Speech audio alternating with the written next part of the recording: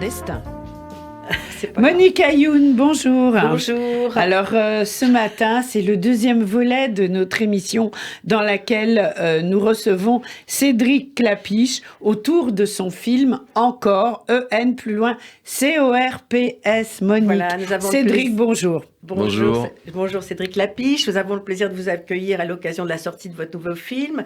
L'histoire d'une danseuse classique qui se blesse pendant un spectacle et apprend qu'elle ne pourra plus danser.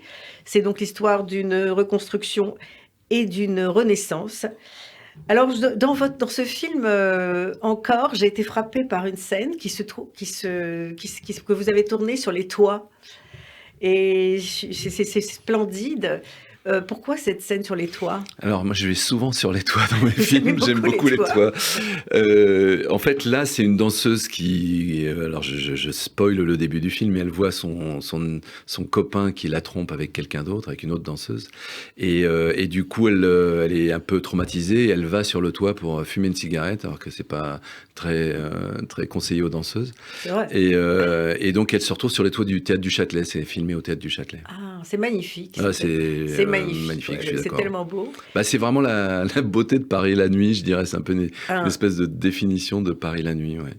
Alors, on sent que je sais que vous avez été photographe depuis l'âge de 16 ans, mais on sent à chaque fois que vous filmez Paris, la photographie est extrêmement belle. Et parce que vous avez commencé par être photographe. Oui, d'ailleurs, il y a une exposition de photos qui est en parallèle du film, qui est à la Galerie Cinéma rue Saint-Claude dans le Marais.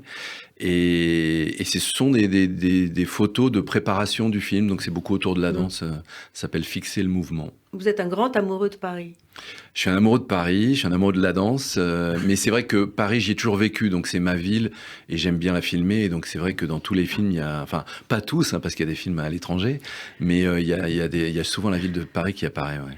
Et justement, comme j'ai vu que vous aviez tourné votre film Chacun cherche son chat dans le 11e, je me suis dit, Cédric Clapiche doit habiter le 11e. Absolument. J'y habitais pas au moment du tournage, j'y habitais après, en fait. Et donc, vous aimiez particulièrement ce quartier ? Oui, c'est-à-dire que j'avais envie de montrer ce qui se passait à ce moment-là dans le quartier du 11e, où c'était un quartier très ouvrier. Il y avait tous les gens du faubourg qui étaient des menuisiers, bénistes, tapissiers. Enfin, il y avait des petits métiers artisans, comme ça. Il en reste quelques-uns, puis il y a la rue des immeubles industriels. Absolument. Juste à côté aussi. Et donc, il y avait tous ces ouvriers-là. Et c'était vraiment un quartier d'usines et d'ouvriers, beaucoup autour du meuble. Et puis, c'est le moment où c'est devenu bobo et où ça a été remplacé par des artistes ou par des gens qui, comme moi, font partie du monde du spectacle. Donc, c'était un changement de population. J'avais envie de décrire ça. Et comment vous avez trouvé vos acteurs, donc des acteurs des personnages du quartier, oui, c'est beaucoup qui cherchaient vraiment dames. leur chat. En fait, je suis parti d'une histoire vraie. C'était cette jeune fille qui avait donné son chat à garder à une vieille dame, qui est donc Madame René, et qui en vrai joue dans le film, et qui l'a perdu. Quand la fille est revenue de vacances, elle avait perdu le chat, et donc elle a organisé une espèce de battue dans le quartier de la Bastille pour essayer de retrouver le chat. Et donc du coup, j'ai utilisé cette histoire vraie pour en faire une fiction et pour parler de la solitude de cette jeune fille de 23 ans dans Paris. Ah oui, c'est un film extraordinaire aussi. On peut qualifier votre cinéma de poétique et de littéraire. Est-ce que vous acceptez cette... J'accepte complètement. Non, c'est vrai que souvent j'ai du mal, moi je peux pas le dire que mon cinéma est poétique, il y a un côté un peu soit prétentieux, soit un peu... moi je peux le dire. Ouais, alors vous pouvez le dire, du coup je suis d'accord. Mais c'est vrai que c'est ce que je cherche en tout cas. J'essaye que ce soit plus poétique que sociologique, je dirais, plus dans l'esthétique. Et est-ce que vous êtes un grand lecteur ? Je suis... plus beaucoup un grand lecteur. J'ai été un grand lecteur étant jeune, et là maintenant je suis plus dans le monde de l'image, je dirais.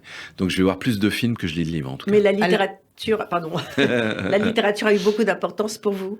Oui, moi j'ai fait Hippocagne, donc j'ai été formé par ça, et j'ai été nourri de littérature et de philosophie, et donc du coup oui, il y a eu une période où je faisais que ça. Ouais. Alors quels étaient vos écrivains fétiches ? Alors, je dirais que Proust est quand même celui qui qui me plaît le plus. Et puis, il y a... Proust. Ouais, Proust. C'est-à-dire que c'est justement dans ce que vous disiez sur le côté poétique, vous prenez n'importe quelle page de Proust, et il y en a des pages, et c'est de la poésie. C'est-à-dire qu'il raconte des histoires, mais c'est en même temps un jeu avec le langage, un jeu avec le verbe, et j'aime beaucoup ce qu'il fait avec ça. Ouais. Je vous avais entendu parler un jour, je ne sais plus où, de Pérec. Oui, Pérec, alors oui, je dirais que c'est lui en deuxième. J'adore ce qu'il dit sur l'infraordinaire. Il dit ce qui m'intéresse, c'est le contraire de l'extraordinaire. Il dit je m'intéresse au train qui ne déraille pas. C'est sa définition de l'infraordinaire. C'est ce qui est une façon de parler de la réalité. En fait, il aime bien la réalité, il aime bien la réalité du quotidien. Ouais. Ah ouais. Mais en fait, il y a des films aussi où vous avez été en dehors de la réalité totalement. Ouais. Un film de science-fiction que moi j'ai adoré, qui s'appelle Peut-être. Peut-être, oui. Et donc on retrouve un Paris ensablé. Ouais. Ce qui est étrange, c'est qu'en ce moment, on nous dit qu'il y a des vents de sable qui viennent du Sahara, et qu'il y a du sable qui arrive du Sahara. Alors c'est très étrange, parce que c'était quand même fait pour être totalement une fantaisie et une utopie. Et là, il y a des choses qui... Enfin voilà, maintenant on parle du réchauffement de la planète. Quand moi je l'ai fait, c'était en 98, ce mot n'existait pas. Donc le réchauffement climatique, maintenant on peut plus voir peut-être sans voir le réchauffement climatique. C'est assez étrange. C'était quand même un film assez prémonitoire. En fait. Ouais. Et puis bon, c'est un des derniers films de Jean-Paul Belmondo. Et moi, c'est le seul film où j'ai travaillé avec Jean-Paul Belmondo. Et c'était une espèce de privilège total de travailler avec ce monsieur.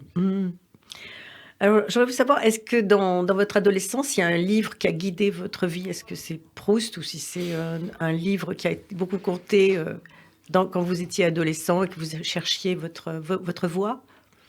J'aimais beaucoup des romanciers comme Marcel Aimé ou Raymond Queneau, qui sont des romanciers qui associent l'humour avec une description sociale, je dirais. Et un petit peu l'enfance aussi. Et un petit peu l'enfance, oui, absolument. Un petit peu l'enfance, les deux, ils ont ça aussi en commun. Donc j'aime bien ça, j'aime bien ce qu'on a appelé le surréalisme, où c'était des gens qui étaient autour du surréalisme et qui aimaient bien se moquer de la réalité humaine, disons. Oui. Alors on revient à votre film Encore, qui sort en salle demain. Un film sur la vie, sur l'élan de la vie. Et ce qui m'a frappé, c'est que vous avez choisi de traiter le milieu de la danse par sa face lumineuse, par la reconstruction.